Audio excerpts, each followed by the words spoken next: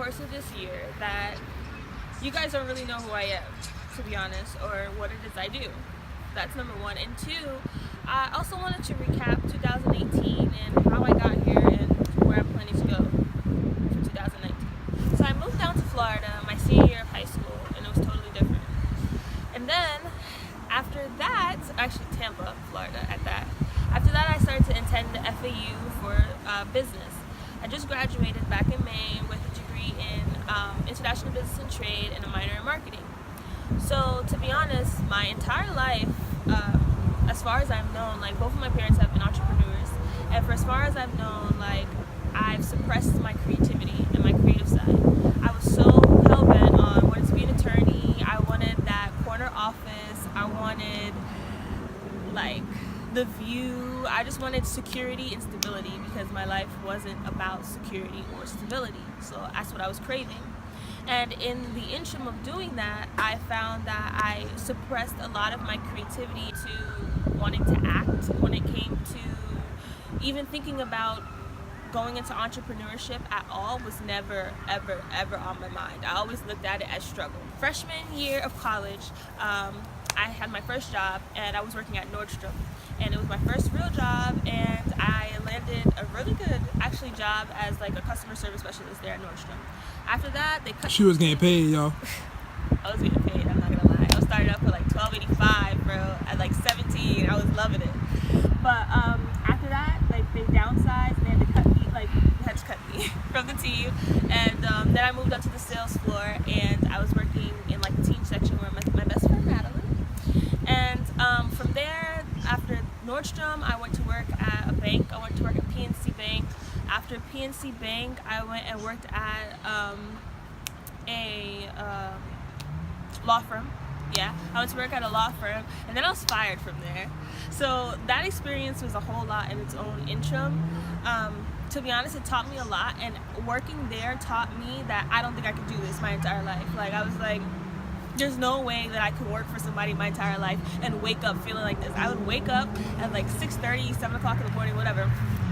My job was down the street from my house, and I would go, and it was just like the worst experience. Like, it was a smaller office with like 10 employees and like the 4 attorneys, and it was just like not the vibe. It was not the things that I pictured that it would be. You know what I mean? Growing up when I wanted that corner office, like it was nothing like that. And I was like, oh my gosh, like there's people here that, you know, they worked here for like 10 years, 15 years, and they're literally like not going anywhere. Like, this is it. And I was, at that moment, I realized that this wasn't for me, and that the whole entire facade that I had came up with in my mind based on TV and media and stuff like that was not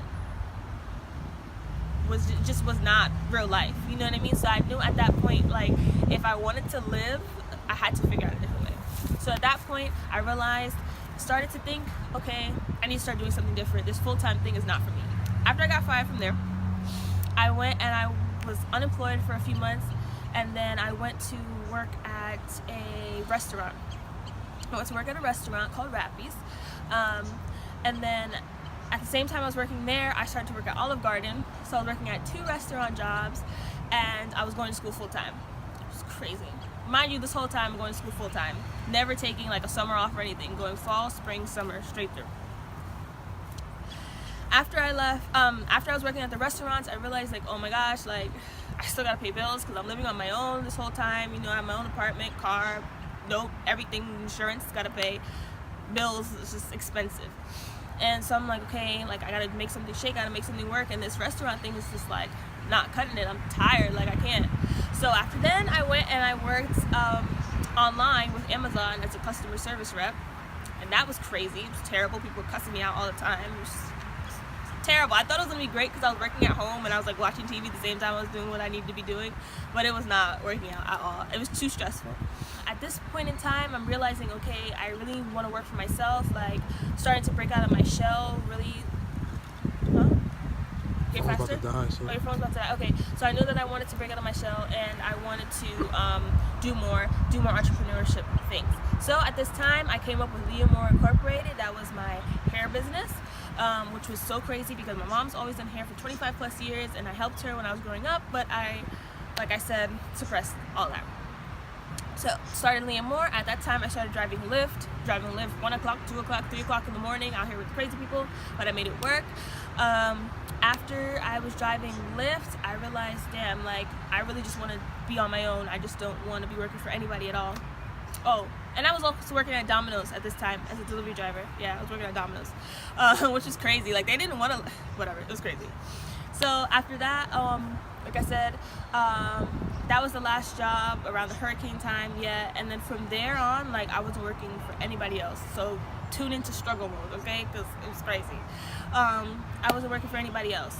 And then after I was doing my hair business for a while, then I started a boutique, online boutique, Broken Brooklyn Boutique, which is another thing. I was tapping into my creativity. My mom taught me how to sew because I was sewing for Sat Raps 10 years. I was tapping into my creativity with Broken Brooklyn.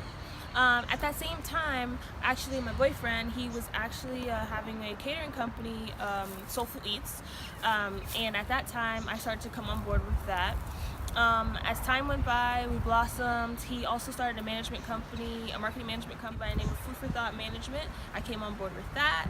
I've always had a love for consulting, always had like a passion to be an expert and have expertise and to help businesses thrive and help people to live better lives and lead better lives and lead better lives based on lead better lives. And one of those big things and to have freedom and financial freedom, and a lot of those things come from having your own business. So I like to help people to think of new ideas and new ways to have to let their business thrive. Sat Raps had a phenomenal year this year for the revamp, for the rebrand. Like I said, we started Sat Raps in 2008, came back in 2018, bigger and better. All the states in the U.S., I think, how many? 5, 6 countries. Just a lot of love, a lot of support. It was just exploding. A lot of big things is coming from 2019. And for all that to say, did I miss anything? Any businesses? It's a lot. Yeah, I think it's a lot. We got a lot going on. You're a serial entrepreneur. Yeah. I think that's the word for it. Yeah. So I'm a serial entrepreneur, and I love it. I love everything about it. You know, if you want to be an entrepreneur, you have to have a certain type of hustle, a certain type of heart. You know, and 2018 humbled me. It was a year of losses and lessons for me. It was one of the toughest years that I've ever had, financially, emotionally, spiritually. It was really rough. But it taught me a lot. I got closer to God, my spirituality. I learned to love my body more, became pescatarian. You feel me? And all these different things, and just learned a lot and learned to spread light and love, gratitude. See my little circle of gratitude? You feel me? Gratitude, gratitude. Gratitude. And so 2019 is about to be big. It's about to be great. It's about to be massive. Huge things are coming. I'm stepping out of my shell, and I'm definitely a force to be reckoned with. Okay, so I'm excited to go along this journey and have you guys join me to be optimistic, to be open and willing and focused on spreading light, love, and positivity. So thank you guys for listening. Stay tuned.